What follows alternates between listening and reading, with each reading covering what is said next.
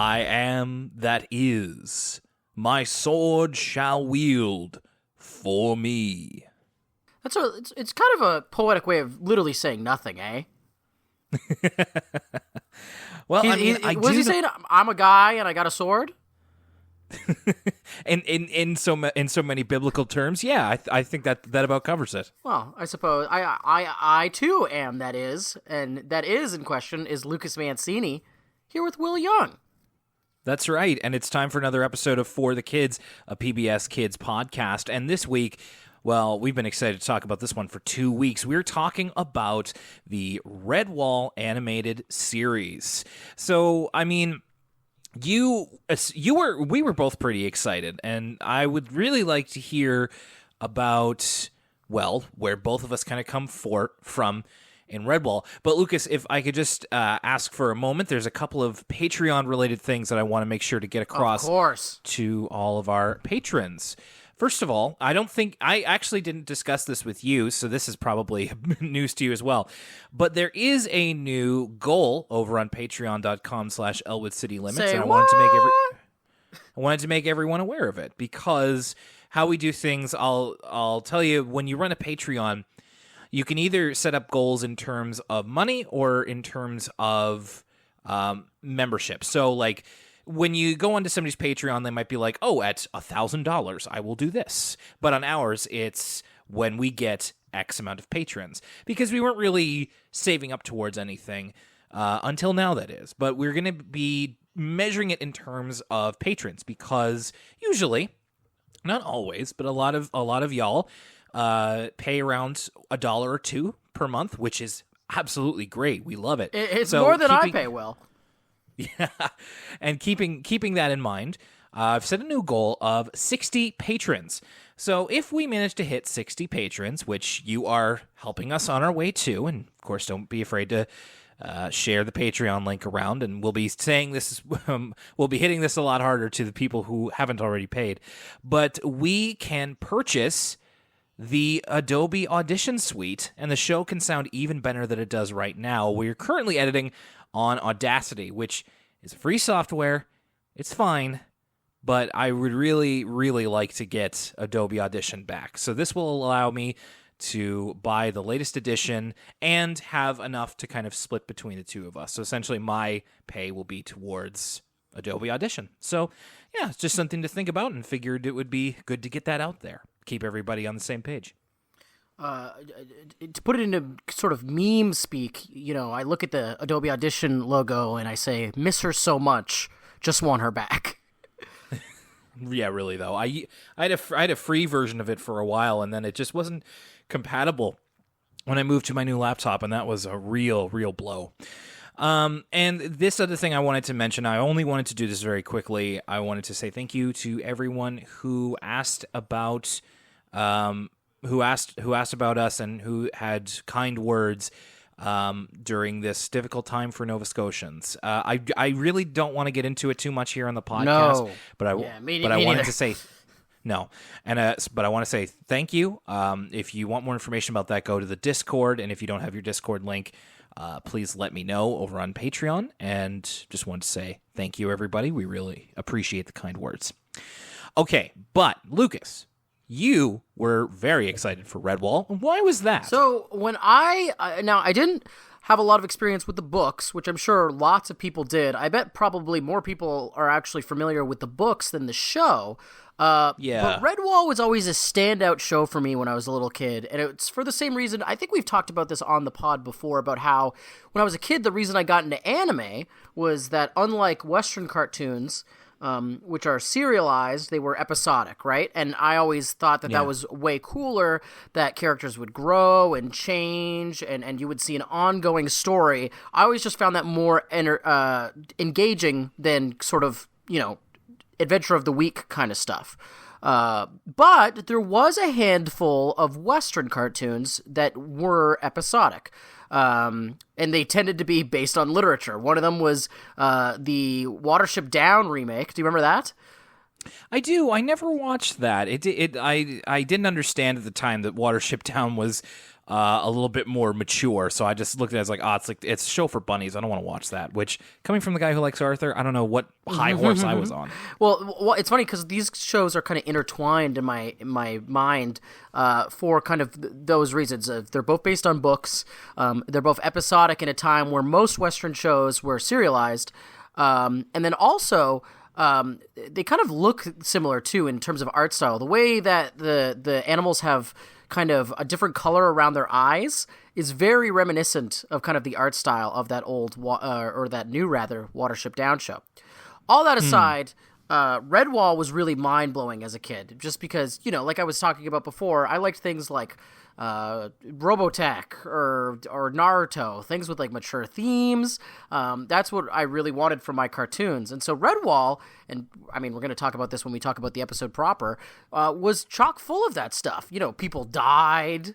Snakes are getting their heads cut off. There's violence. And so I found all that stuff really kind of engaging. And every episode kind of ends with a cliffhanger. And so I thought it was effective at the time at leaving you wanting more and tuning in next week to see what was happening next. And you just didn't really get that a lot from comparable kids' TV at the time, especially in the context of PBS.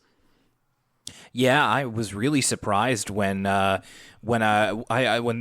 think that was Matt alerted me to the fact that this was on PBS, and then it was a real drop everything kind of moment of like, okay, now we really have to talk about this. It's funny. When I was younger, I was a way bigger reader than I am now, reader of books. I don't really have the attention span for it anymore, unfortunately. Probably video games did that, but whatever. So I was always aware of Redwall, but the weird thing is, and I feel like I've talked about this before, so apologies if I'm repeating myself, I always really liked the idea of Redwall books more than I liked actually reading them. I don't know. There was something about the text itself that kind of didn't always grab me. But what did grab me were the covers. It was the covers that I would see in the library all the time and be like, man, this book looks amazing. And I'd start reading it and I'd get bored, which is not really, I wouldn't say a fault of the book. It's just like, it wasn't operating on my wavelength. But it was, I discovered actually during research for this show, I definitely mentioned before that it was the Redwall audiobooks that the books on tape that I really gravitated towards. And it turns out the ones I was listening to were the simplified, the abridged versions of the books. So they didn't have the entire text in there, and they only had the author, Brian Jakes, reading That's it. so interesting.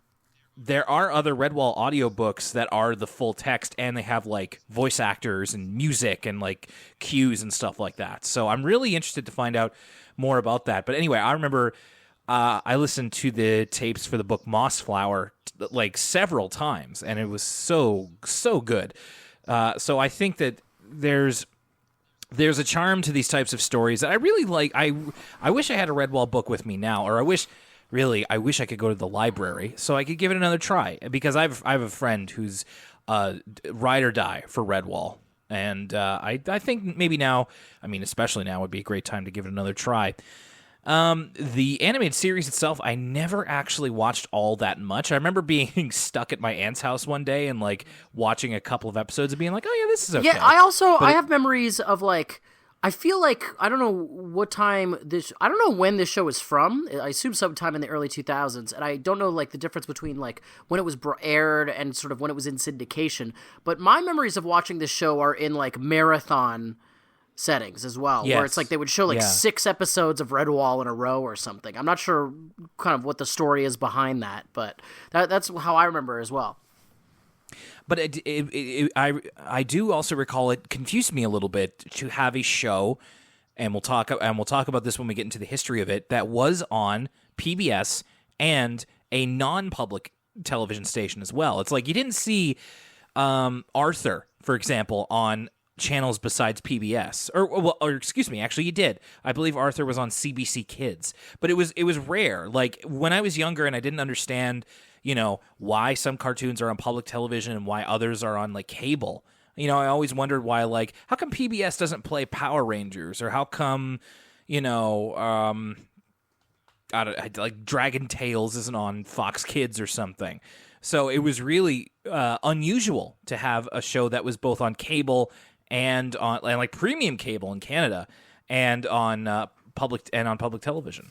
And I would be interested to kind of round up the big master list of shows that have been able to do that. So, of course, in order to talk about the Redwall television series, we need to give a bit of a backstory on the book series itself. And this was, again, great fun researching because there's a lot to know. So, of course, Redwall is the name of the first book in the series, and it's also the name of the series itself. And the titular Abbey. Yes, that's right. It's a loaded name. There's a lot of uses for it.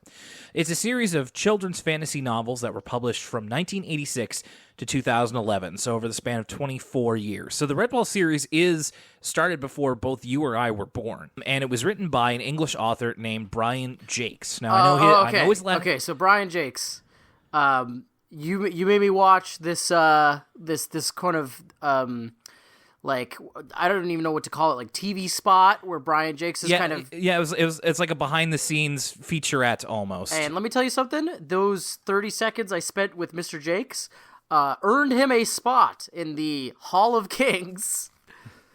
I really looked around. I tried to find the episode intros that he used to do for the show, because that was the difference between the airing on Teletoon and the airing on PBS.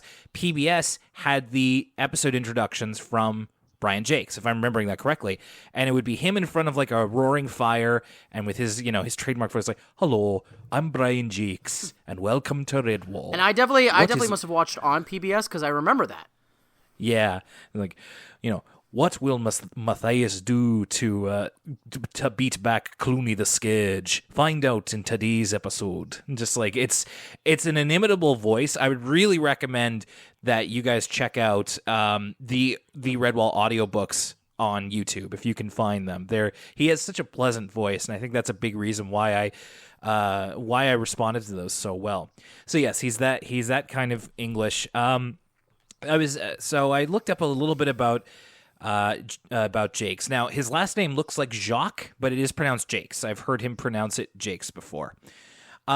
He was inspired by the adventure stories of authors like Sir Arthur Conan Doyle, who wrote the Sherlock Holmes books, Robert Louis Stevenson, who wrote Treasure Island, and Edgar Rice Burroughs, who wrote Tarzan, as well as The Wind and the Willows. So those are the books that he read when he was a kid. He found that he was a little bit dissatisfied with the state of children's literature, and this would have been around the 1980s, so he began to write his own, which is where the idea for Redwall came from. And he had, this is interesting, so he worked as a milkman, and he would make deliveries to the Royal Wavertree School for the Blind, and he went on to volunteer there for a little bit and read stories to the children. So he wanted to create these stories for these kids that he thought were a bit more substantial, a little bit more interesting. He also, interestingly enough, played in a folk music band in the 1960s with his brothers called the Liverpool Fishermen. Is it good? Did you look it up? Does it slap? I actually didn't. I'd be surprised if there were recordings on YouTube, but I definitely should check it out. And unfortunately, Mr. Jakes passed away in 2011 at the age of 71 from a heart attack. So 2011 was when his last novel was released. And that was effectively the end of the Redwall book series, at least to date. So the very first book published in the series was Redwall, which is what this season of television is based on. In 1986, Jakes published this in his 40s after a friend of his read his manuscript and then sent it to a publisher, and it all kind of snowballed from there. What a lot of people remember the Redwall series for is its intensive descriptions. I don't know if you remember these, Lucas. The way that he would describe, especially food and feasts. Oh, yeah. And that even comes through in this episode. I have a note about how, this is very sort of Game of Thrones-esque, Song of Ice and Fire. That series is very much known for its description of foods and feasts. And same here. If you want to know kind of what it looks like, other than reading a Redwall book, check out the Twitter account at Redwall Feasts. It's a bot that does a kind of a randomized description of Redwall Feasts 4 times a day. For example, the meal was a serve-yourself affair. hot root soup, leek and onion turnovers, strong old dandelion, acorn and celery-studded cheese, carrot and parsley bread, pear and chestnut flans, blackberry and pear tart, and dark ale or raspberry fizz to drink. There's all of these, like, you recognize some of these foods, but they're either prepared or they're with ingredients that you would never expect. And so I'm like, that sounds weird, but it's written so sumptuously that I want to try. They're even winning you over. Maybe if Mr. Jakes had written kind of descriptions of the confections in the Brains ice cream store, you would have taken to them a little bit more. Yeah, that would have been, oh man, that would have been great. What a crossover. So yeah, that a lot of people remember that. And also for its stories of good and evil. In fact, I have a note here that's kind of what the stories were also criticized for a little bit. They're very almost simplistic stories of good versus evil, which, you know, if you're an adult reading it, it might not be as stimulating, but for kids, it's perfect. The stories take place in and around Redwall Abbey, which is where the show takes place as well, and features an all-animal cast. I'm to understand there is early on in the series, like, implications that humans might exist, but I don't think it's ever followed up on. Ooh. Aw. I'm kind of sad that's not followed up on, because that's kind of cool. So 22 novels overall in the Redwall universe. They sold over 30 million copies worldwide. Very popular, obviously, and as I said, been criticized for a bit of a simplistic view of good versus evil and repetitive plots, which I can't actually speak to personally. The books have been translated into 20 languages, and get this, a Redwall opera was commissioned in 1996. Oh, is there any footage of that online? Did you look into that? Very, very brief. There's like minute-long clips. It's actually pretty cool. It was produced in Delaware and actually toured Europe as well. So yeah, check it out. It's like the grainiest footage possible on YouTube. There's scan lines out the wazoo. Also, I didn't know this. There are 2 indie video games based on Redwall. I did know this. This was kind of the most recent Redwall paraphernalia I had heard about was. Now I don't know if I knew there was 2, but I knew there was a like kickstarted Redwall game. Well, see, yeah, and what it is that it's an episodic game. So there's 2 episodes under the banner. It's called The Lost Legends of Redwall. Brothers Christopher and Alan Miller acquired the licensing rights to Redwall earlier this decade. They wanted to make a Redwall movie, which hasn't exactly happened yet. And then Soma Games acquired the video game rights. I looked up Soma Games. I don't recognize them for anything else.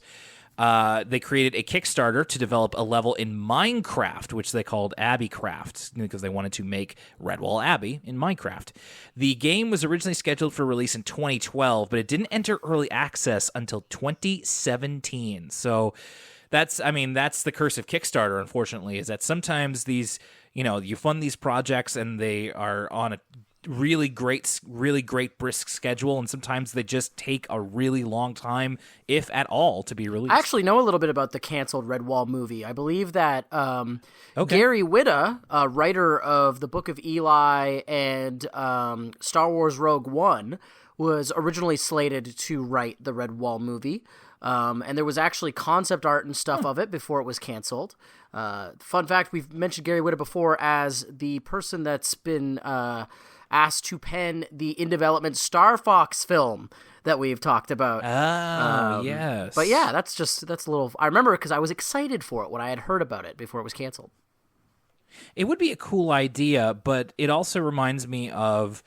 this is a little bit of an aside, but... What Redwall reminds me of these days, and I think is very intentional with the what do you call it, the inspiration, is Mouse Guard. Have you ever heard of Mouse Guard? I think I have a Mouse Guard book. Yeah, I get them confused sometimes. Well, that's the thing, is that the style of it is very, very similar, but Mouse Guard, I think, is a lot more action oriented. And so Mouse Guard's like a comic. I think I have a Mouse Guard comic from Free Comic Book Day or something. Now that you mention it, yes. What was that? What was that children's author that has the mouses wearing like awesome dresses and stuff? I'm not sure. I don't think I know. And like rabbits wearing like 3-piece suits. Do you know what I'm talking about? Oh, jeez, this is gonna really bug me. All right, you keep talking. All right. Yeah, no, I've read some Mouse Guard books, and the style is different. Other than, it's like mice and Redwall, and so I think there's a little bit of inspiration there. But Mouse Guard definitely does its own thing. Very good. I would recommend Mouse Guard if you're into Redwall. It's just a comic instead of a book, and other things. So now back to the Redwall video game. It's available on all platforms. 2 of the planned 6 episodes have been released so far. Unfortunately, middling to poor reviews. There's very few reviews for the episodic Redwall games out there. And I also talked to my friend who is a diehard Redwall fan, and I asked him if the game's any good, and he said absolutely not. The game is really bad. Aww. So, unfortunately, it's too bad, and especially for as long as the development took. Can't attest to it myself. Would love to know if anybody else on our Patreon has played it. Let us know. So that's a little bit of the history of where we are right now with Redwall. It's a series that hasn't really, no new books since the death of author Brian Jakes, video games and all this kind of stuff. But I feel like it's starting to be a little bit forgotten, unfortunately. So I found it good to kind of research this and put it in the front of my mind for a change. And then, of course, there was the Redwall animated series, which we're talking about in just a little bit here. It is a production that's produced by Nelvana and a studio called Alphanim, which is now called Gaumont. It is a British, Canadian, French production because Nelvana, of course, Canadian, and Alphanim is a French animation studio. And Nelvana, of course, have had their fingers all over a lot of cartoons in the 90s and 2000s. They did 3 seasons of the show from 1999 to 2002. Each season is based on a different Redwall book. So there is Redwall for the first season. The second season is based off of the book Madame Mayo, which is a direct sequel to Redwall. And then the third one is based on Martin the Warrior, which is a prequel to Redwall. So I think that works out pretty well.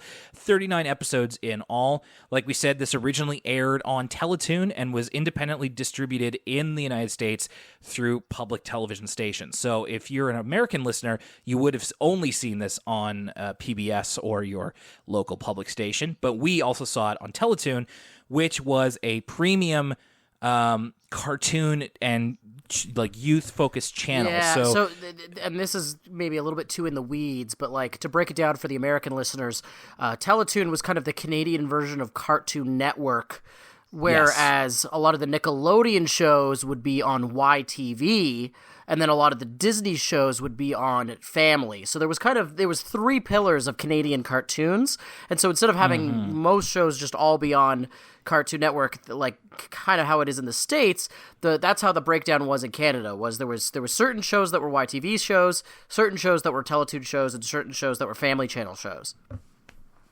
Yeah, and I mean, when Redwall first came out, it was practically my world, and it was the biggest knife in my heart that my family didn't get the cable package that had Teletoon. So the only time I could watch Teletoon was when I visited my grandma. So every time I went over there, boom, onto Teletoon. And it was great. And it's just funny that was where Redwall was initially premiered. It's crazy to think that a Canadian channel had a premiere of a show like that, but I know that it's not entirely unique in that respect. Not much else to say about the television show. I have a couple more notes about it as we go along here, but it just kind of played itself out. It got 3 seasons. It, not a whole lot of controversy or anything like that. It was just an adaptation of the Redwall book. And did it receive any accolades, Will? Because even watching this first episode, again, it's the same reason that I was drawn to it as a kid. Thinking about the kind of the comparable shows in between the years of 1999 and 2002, it really does hold up, and it just seems like, I don't know, a notch above the rest when I think about kind of comparable material. So it didn't get any accolades or anything? Not that I'm aware of, but I agree with you in the sense that I feel like there's a real timeless quality to it. It's you have a lot of cartoons from this time and now as well that want to appeal to both kids and adults, or want to have certain brands of humor. And this, as its setting fits, and I think this is with the books as well, a very classic appeal. There's a kind of medieval appeal to it. It's a very simple story of good versus evil, and I think that never really goes out of style. It just kind of gets more or less attention as time goes on. So I tend to agree with you. But let's talk about it in a little bit more detail. So this is the episode 1, Clooney the Scourge, part 1. I still remember this theme music years later. Oh, yeah. And you see all the stuff of the tapestry, and there's all this like imagery. It's one of those theme songs where instead of, in anime, they always have kind of an original animation for the theme song. This is one of those ones where it's clips from the season. So you kind of find yourself being like, oh, when's that going to happen? Or, oh, I wonder what the context for this is. Not saying I like it more than the former. It's just, that was just an interesting technique they used back then. I also appreciate that it does its own thing, the Redwall animated series. It doesn't feel like... Because I know that sometimes the world of animated series is a bit more cutthroat in trying to get the attention of kids. And Redwall, like, there's never any sense that it feels like it's trying to be too action-oriented, or that it's not afraid to have quiet moments, or, like like you mentioned about the tapestries. They're very a big motif of the show, which is not exactly, kids aren't exactly attracted to tapestries naturally, but it never really feels like it's trying to be anything else than what it is, which is actually really refreshing. The episode starts off with the main character of the season and one of the most well-known characters of the series, Matthias, who at this point is a young boy in Redwall Abbey, young mouse, I should say. And he is going through the Abbey, and he's remembering basically his backstory, that when he was a very young boy, his village was attacked by a sea rat named Clooney the Scourge. I love the design on Clooney the Scourge. Yeah, I mean, now talking about kind of the animation stylings of the show, something that initially really stood out to me is the backgrounds, right? The background paintings or cells or what have you, really immaculately done, like just really good looking backgrounds. But then also, I mean, not to nitpick, but during this background, it does the thing where this flashback, it does that thing where there's kind of I forget what that's called, where there's like the white ring around your vision to be like, oh, this is back in time. It's like a frame. Yeah, almost. yeah, and that's a little ugly. But besides that, I agree, and I think I'm way into all the character designs of the show. I think Matthias looks good. I think Clooney the Scourge looks good. Even on the tapestry, we get Martin the Warrior also looking good. Good looking show. I think this era of animation, 2002. Tends to be one of the ones that, in my mind, hold up the least. Like, I think, as someone who watches a lot of old anime, all that stuff from the 90s, and even a lot of Western animation from the 90s, like something like a Hey Arnold or something, all that stuff looks great, looks really good. And then if you go back and watch something like, I don't know, like Liberty's Kids, which is a show I actually kind of like, I think it kind of looks ugly by today's standards. So I was happy to learn that this show still kind of holds up, even though this is that era where everyone's kind of switching to digital from traditional animation, and results may vary on that. It was nice to see that this still has a good style to it. Yeah, certain design trends and ways of designing characters kind of come in and out of fashion, then you can kind of almost pinpoint it. I'm sure that people who are far more experienced in animation than we are can tell you, like how recently it's the Cal Arts style that people recognize right away. So the thing that caught my eye the most, obviously, was Clooney, because you might even say he's a little over-designed, but they're going for a definite look here, and I think it works, because he's like the obvious villain of the show. He's got the eye patch, he's like wearing all these weird mismatched rags, and of course he's got the tail with the hook at the end, which I think is really cool. So Clooney and his bandits invade Matthias's village, and then Matthias and his sister are the only ones to survive. And the show isn't precious about the fact that people die. Like, they don't make a big thing out of it, but then, when Matthias' sister rescues him, he says, like, where's mom and dad? And he's like, it's just us now. And it's like, you get it. Like, yeah. It respects kids' intelligence enough to be like, that, like, they died. Again, and I think that's why this show is an outlier, because very few shows, especially on like something like PBS, would do something like that. As Matthias and his sister are trying to survive, this this has to come up, unfortunately. Matthias remembers, they escaped the clutches of a large cat, and they also ran across a character that they'll run into later. Animal hierarchy with the cat, by the way. Asmodeus the snake, yes. So just to mention, some animals are smart. Most animals are smart, but then there are larger animals that are feral and are treated more like animals in the real world. The animal hierarchy all over again. That's right.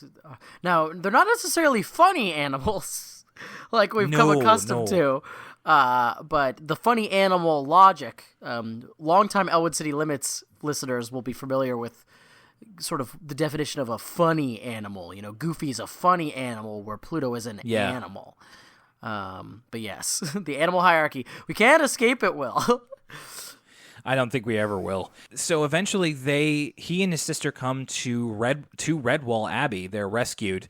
And as Matthias is kind of being tended to, like they both kind of pass out, it's this actually a sweet and tragic moment where his sister passes out and then he is trying to defend her from the people he thinks are their enemies, but it's the people who are at the Abbey, and they take care of Matthias. And this was a great distillation of what kind of Jakes was describing in that behind the scenes video where he was talking about kind of his motivation for making the Matthias character was that when he looked at Hollywood heroes, it was always kind of the same archetype, right? Like a really big guy. And he was talking about, well, I think, what it means to be heroic could be applied to a whole manner of things. For instance, a tiny itty bitty mouse. And this is kind of a really great after watching that video and then watching this episode, it's like, oh, here's that represented right here, where it's like, even though Matthias is tiny, he can't do anything, he's heroic and brave, and so he's going to stand up to defend his sister, even if the odds are really stacked against him. It's a tale as old as time, but again, it really, really works, and especially for a younger audience, I think it really means a lot to portray these types of characters. So I think he was a very perceptive writer in that sense. So yeah, as I was gonna say, Matthias' sister, they just kind of mentioned that, oh no, she died, and it's just like Matthias' entire family is dead within the first 10 minutes of this show, and that's to set up, of course, that he is an orphan that was taken in by the Abbey. And that's where he's lived almost all of his life. It's very, very real. There's no sugarcoating it. It's just like Matthias has had a lot of tragedy in his past, but he is his own person, and he's, coming into his own as a young man. It's just refreshingly not a whole lot of, gussying up of it. I took a couple of notes here because this is where we get introduced to a lot of the characters around the Abbey. And so I wanted to make note of a couple of the voice actors. And I did that here. So there are the abbots who run the Abbey, of course. Abbot Mortimer is the main one, the kind of father figure to Matthias, who is played by the guy who voiced No Heart in Care Bears. Oh, okay. His name is Chris Wiggins. He's a Canadian actor who has done a few voice credits. And that was his most notable one. Later on, when Matthias catches the silverfish with Brother Alf, Brother Alf is played by a voice actor named John Stalker, who has an enormous credit list on Wikipedia. You would probably know him as the guy who played Beastly in Care Bears, and he also played Toad on the Super Mario Brothers Super Show. Oh, heck yes. It's time to rock and roll! I don't know how he did that for however many hundreds of episodes they did for that show. Also, I'll mention here, Constance the Badger is played by Janet Wright, a Canadian actor who you may recognize if you ever saw Corner Gas. She was Emma on Corner Gas. Man, star-studded cast. Well, get this one. This is the biggest star of them all. Cornflower, who is Matthias's close friend, is played by Alison Pill, who if that name sounds familiar, she was in Scott Pilgrim vs. the World, she was in The Newsroom, and most recently she's been on Star Trek Picard. She's not to discredit everybody else, but she's a known actor. Oh, she's the drummer in Scott Pilgrim vs. the World. Oh, yes. I love her. She's great. Yeah, she's good. She was also in Goon. She's funny in that movie. So yeah, she is definitely the biggest star among the cast here. So I just figured, but some real Canadian underrated gems among, and I think everybody does a really good job. I don't think there's any slouching in terms of the voice roles, and there are a lot of diverse ones, from the villainous Clooney to the fatherly Abbot Mortimer. I think it's all really, really well directed. So Matthias, yeah, like I said, he helps to catch the silverfish for the meal that night, and this was one of the highlights of the show is when they get this meal going, and we even get like corn flour. She describes like I forgot to write down exactly what the dishes it's were. Literally just like one of those tweets you were bringing up earlier, where it borderlines on almost like a parody of what you were describing, in that like everything in the plot stops and this whole sentence stops just for her to be like, I'm gonna list off all the things we're eating tonight, just because how in love Redwall is with describing food. So I guess in lieu of that, I'll just read one more from the at Redwall Feast Twitter account.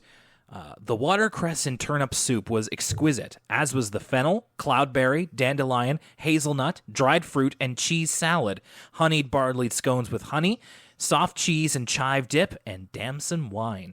They appreciate a good cheese, as do I. Oh, man. Cheese and October ale is, I feel like I've heard that enough to last a lifetime, at least from the audiobooks I've listened to. So they have this great feast. Don't watch this if you're hungry. I know we literally. I'm so glad we ate supper before we recorded this, because I was about to try and watch this episode, I was trying to record, but this actually made me really hungry. So as they're taking corn flour and her family back to their home, they encounter Clooney the Scourge, who is steering a runaway horse to try and take over Redwall Abbey. So Clooney has got this huge band of sea rats. They're referred to later, and they all have their own names. There's like Cheese Thief and Chicken Hound and Dark Heart, and there's one called Dark Claw. Shadow is my favorite of the just from watching this episode. I was like, ooh, I'm into whatever Shadow's got going on. He's cool. So Shadow's kind of weird because every time you see him move, they always insert like this sound effect of slime. It's like Shadow, come here, and it's like, ew. You cold master. With the sea rat ASMR. I don't know. It's just like, It's like he leaves a slime trail wherever he goes. I wrote here from the Yakuza fans on our Patreon, Clooney has big Majima energy. Oh. He's got the eye patch, and he commands like a band of hapless goons, essentially. And he even has like his own version of Majima's knife, except it's on his tail. Like, I can definitely see these two separated from birth. In a sense, I guess. So their plan is to take over Redwall Abbey. Again, this is kind of going back to the criticism of like the simplistic story, but I have no criticism of that personally. I just know that some people feel that way, and I disagree. I not that it isn't simplistic, but that I think it totally works. So Matthias and a couple of others are aware that Clooney is going to attack the Abbey, and Abbot Mortimer very much against the use of any type of violence, which, of course, they're, abbots, I should say. So, I mean, it kind of makes sense, given that it's a place of religious significance. But Matthias believes they should stand up for what they believe in, and not just let Clooney take it without a fight, which he almost does when Clooney and his boys eventually get to the castle, or the Abbey, I should say. Like, he disguises himself, and it's just like, we're just weary travelers who want to come in, please. And Abbot Mortimer's just like, okay. And it's just like, no, you fool. Like, so they're so obviously brandishing like swords and knives and stuff like that. And it's like, I know that Abbot Mortimer has his code, but it made him look even more foolish to see him be suckered in by Clooney like this. I guess like I was a little bit invested in it. And you were like, if this was me, I would not be letting these suspicious characters up in my abbey. I would simply kill Clooney the Scourge if it were me. I've often said that I would so fall for a Trojan horse. I was thinking about this the other day. Like, how refreshingly honest. If the Trojans came up to me and they were like, dude, we got this present for you. It's this giant horse. I'd be like, oh my God, you shouldn't have. I'd be like, come on in. I'm like taking Instagram pictures with the horse. I'm like, guys, look at this friggin' horse the Trojans got me. It's crazy. Like, I would hook, line, and sinker. All you got to do is give me a present, and I'll do whatever you want. doing the prayer hands in front of the Trojan Oh, horse. exactly. I'm stanced the F up in front of the Trojan horse, being like, had to grind for this Trojan horse. Couldn't be me. And then, 24 hours later, all those posts, very ironic.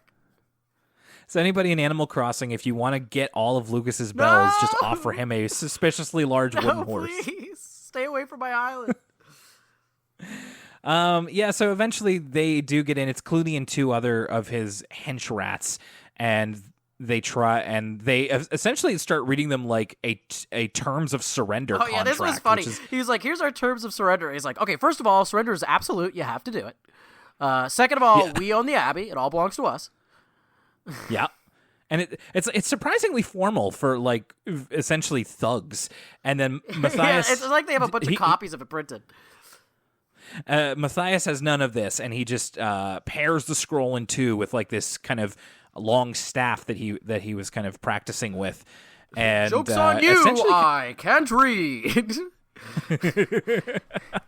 And kind of scares them off. I mean, also the badger, I think Constance or whatever her name is, also like intimidates them because she's like a big, burly, heavy. Yeah, she so rules. She like knocks one of them. Yeah, she's great.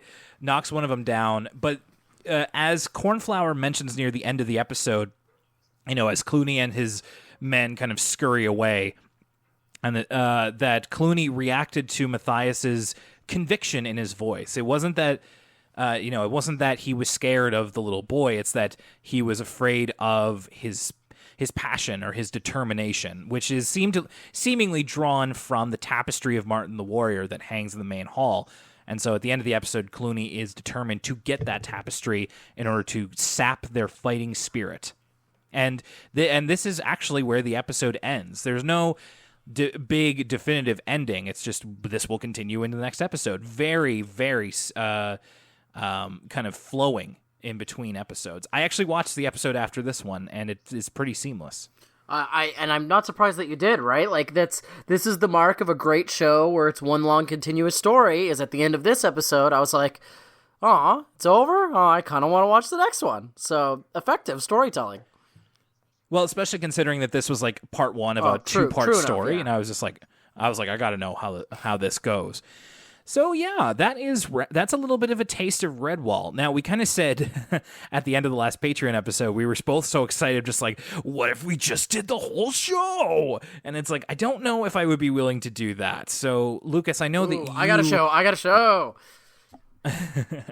So, Lucas, you seem to really enjoy your time with this. Yes, I did really enjoy Redwall. It was fun to return to it, and I might watch a little bit more on my own time. I too was looking up how much the first Redwall book was on Amazon, just to see if there was like a cool edition or something nice to have on a shelf. It's thick, if I remember correctly. It's a hefty book. Very.